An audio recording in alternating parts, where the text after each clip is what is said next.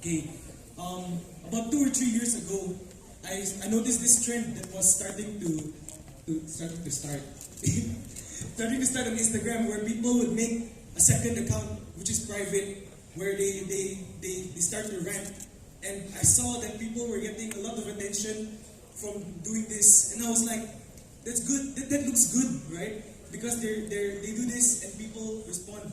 Like, don't they look so loved? So I decided to join in this trend. And so I made a second account. I made it private, and I started to rant on that account. And it felt really good at first, because people would message me, ask me, bro, are you okay? Bro, what was that about? And I felt loved. I felt needed. But it was so false, because those messages, those comments could never fill the gap in my heart. And so I started to blame God as well. And I started to become angry and ask God, why would you let me feel so lonely all the time? And I started to get really bitter, and I would post more and more often. I would start posting with the intention of hurting the people whose attention I wanted to get, because I wanted them to confront me about it. And it eventually reached a point where tensions were so high that I decided to leave this community, and I decided also to leave my faith because I was angry at God. And that's a really sad story, but the story doesn't end there, because I'm standing here before you today.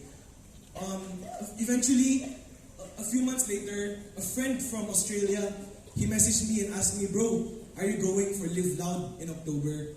And I was like, no. But then he reminded me that we had made plans to go to Live Loud together. And so I decided I want to meet my friend, and I went to Live Loud. And at Live Loud is when I started to fall in love with God again and fall in love with the community again. And so I started to go for Mass again, because before that, I had been skipping Mass and pretending that I had gone. Hi, Mommy and Papa. But I decided to start going for Mass again, and I started to grow more and more in love with God. And eventually, I followed this hashtag Christogram on Instagram.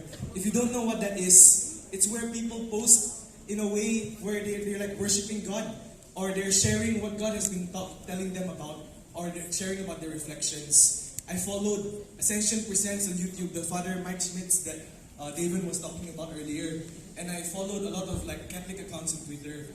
And daily, I would be inspired by the things that I saw posted on social media about God. And I started to fall in love with this idea that social media could be more than a place just to try to get people's attention. That social media could be more than a place just to satisfy my thirst. It could be a place where I can share about God and evangelize and let them feel that inspired feeling that I have been feeling. Oh God.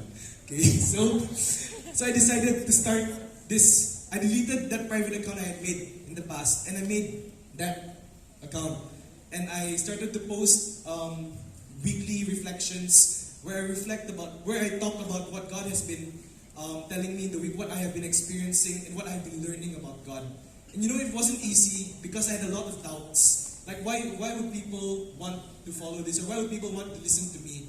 I'm not qualified, I'm not a good speaker, but the truth is that if God wanted to use me to change just one person's life, He would lead whatever I post to that one person who needs that one specific thing. And it's worth all of the trouble.